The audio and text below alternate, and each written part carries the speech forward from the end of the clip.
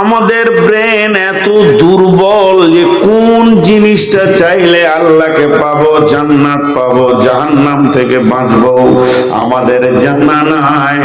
আমরা এমনই টিভিকেরই আল্লাহ সম্পর্কে আইডিয়া নাই।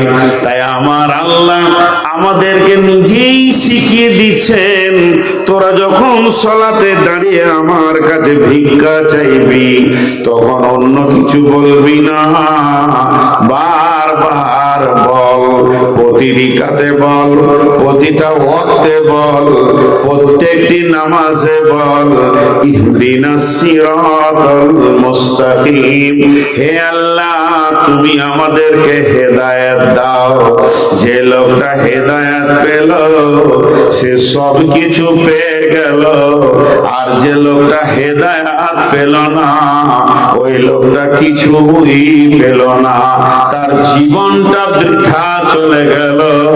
হেদায়েত হলো এত বড় নিয়ামত, जिसको हिदायत मिली उसको सब कुछ मिली, जिसको हिदायत ना मिली उसको कुछ भी ना मिली।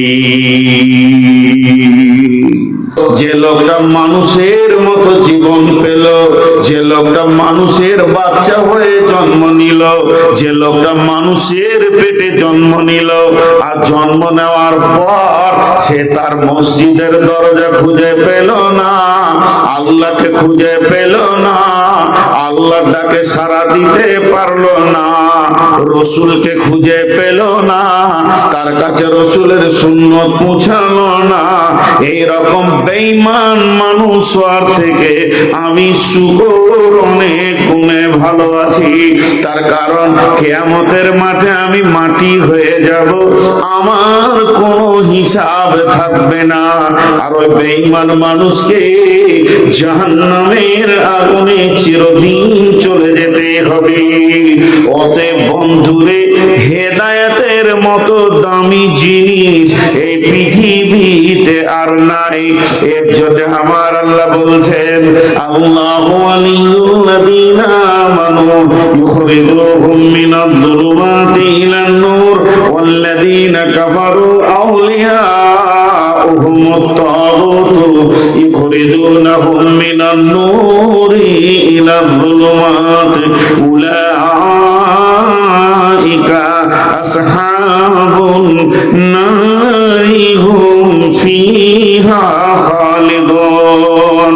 আল্লাহ তাবারক ওয়া তাআলা বলছেন, যারা আল্লাহকে ভালোবাসবে, যেদিন আদমকে বানানো হয়েছে, যেদিন আদমকে নবী বানানো হলো, যেদিন আদমকে আল্লাহ জান্নাতুল ফেরদাউসে বানালেন, সেই দিনই পৃথিবীর মানসিকতা দুই ভাগে বিভাজন হয়ে গেছে।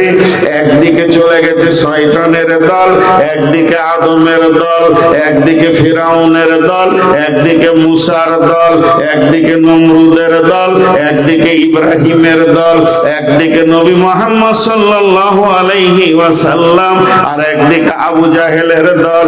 আল্লাহ তাবারক ওয়া তাআলা বলছেন, যারা আমার হবে রে তারা অন্ধকার থেকে বেরিয়ে এসে আলোকে গ্রহণ করবে, আর যারা আমার হবে না ওই কাফের বেঈমানদের দলভুক্ত হবে, তারা আলো থেকে আঁধারের দিকে চলে যাবে।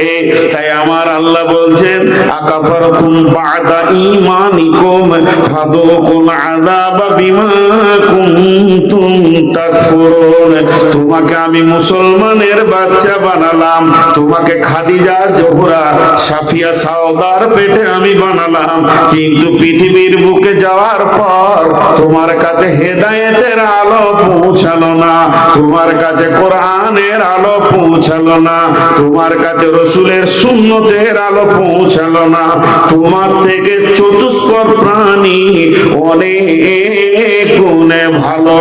অতএব পৃথিবীর বুকে হেদায়েতের মতো দামি সম্পদ আর নাই। এর জন্য আমার রব বলছেন, প্রতিটি ওয়াক্ত, প্রতিটি সময় তুমি আল্লাহর কাছে হেদায়েত চাও।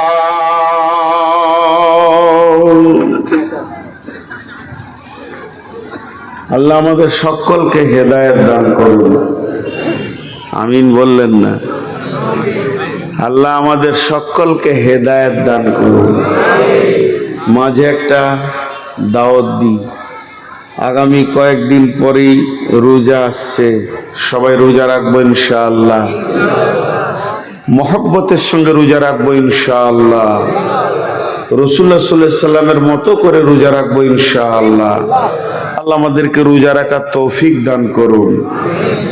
কে কে রোজা রাখবো না? মাশাআল্লাহ, এতগুলো লোক রোজা রাখবে না? হ্যাঁ, আপনারা রোজা রাখবেন না? আসলে ঝোঁকে হাত তুলে দিয়েছে। মাশাআল্লাহ, দেখেন এতগুলি লোক আপনারা বসে আছেন। আমি শুধু একটা বিষয়ের উপরে কথা বলছি যে হেদায়েত কি করে আমরা পাবো? আমরা তো গুমরাহ, হেদায়েত কি করে পাবো? জি ভাই, আমরা পশুর থেকে নিচে চলে গেছি। আমাকে বলতে কেমন লাগে, আল্লাহ কোরআনে বলছেন উলাইকা কাল আনআম বাল হুম আদাল উলাইকা হুমুল গাফিলুন। তোরা চতুষ্পদ প্রাণী মতো, তার থেকে নিচে। চতুষ্পদ প্রাণীর থেকে নিচে কেন আমরা? হাজি আল্লাহ বললেন তোরা চতুষ্পদ প্রাণীর মতো, তাহলে কোরবানির খাসিটার মতো? তো বলছে না, তার থেকে নিচে। তাহলে শূকরের মতো? বলছে ওর থেকেও নিচে।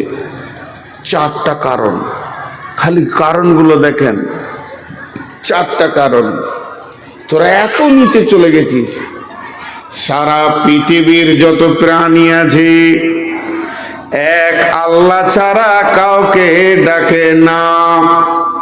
কোন প্রাণীকে মূর্তির কাছে পাবেন না, মাজারের কাছে পাবেন না, ইটের কাছে পাবেন না। শুধু একমাত্র মানুষ যে এত সৃষ্টি সেরা হয়ে পাথরের পূজা করে, বিভিন্ন মূর্তির পূজা করে, শিরক করে। আমি বলবো আমার ঘরে আমরা যে কটা লোক এখানে বসে আছি, কেউ জালেম, কেউ বেঈমান, কেউ মুশরিক, কেউ কাফির, কেউ ফাসিক, কেউ মুনাফিক। এই যে জঘন্য জঘন্য টাইটেল একটা কুত্তার সঙ্গে আপনি লাগাতে পারবেন না, শূকরের সঙ্গে টাইটেলটা লাগাতে পারবেন না। কুকুর হলো মুনাফিক, জি না, জীবনে মুনাফিক নয়। শূকর মুশরিক, জি না, শূকর আল্লাহকে ডাকে। সারা পৃথিবীর যত প্রাণী আছে এক আল্লাহকে ডেকে তারা শান্তি পায়। হতভাগা মানুষ এরা পাথরের, ইটের, মাজারের, গাছের পূজা করে। নাম্বার 2, সারা পৃথিবীর যত প্রাণী আছে আল্লাহর আইনের আওতাভুক্ত চলে। তাদের আইন আল্লাহ যাকে যেমন করে চলতে বলেছে, যেদিন থেকে তাদেরকে বানিয়েছে, শ্রীগালকে বলেছে দিনে বের হবি না, কুত্তাকে বলেছে ডিউটি করে চল, বিনা বেতনে ডিউটি চালাচ্ছে। শ্রীগাল রাতে বের হয়, বাই চান্স দিনে একটা দুটো চলে আসে, সেটা রেয়ার। তাহলে তারা আল্লাহর আইনের আওতাভুক্ত।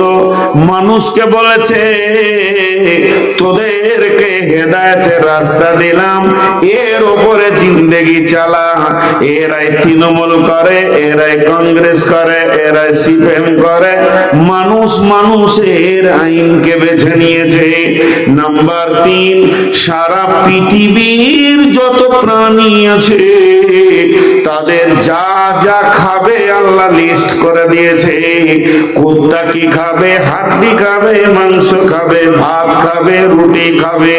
ছাগলকে বলেছে ভাত খাবে, রুটি খাবে, কিন্তু হাড্ডি মাংস খাবে না, ঘাস খাবে, পাত খাবে। কুত্তাকে যদি ঘাস পাত দেন তো খাবে না, ছাগলকে হাড্ডি দিলে খাবে না। অতএব তারা আল্লাহর দেওয়া রুজির ওপরে সন্তুষ্ট আছে। মানুষকে বলেছে হারাম খাবি না, সকালেই উঠে 2 বোতল মেরে দিয়েছে। রাস্তায় চলছে তো রিংটাল হয়ে চলছে।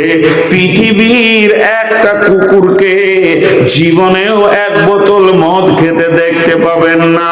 তার মানে এরা আল্লাহর দেওয়া রুজির উপরে সন্তুষ্ট আছে।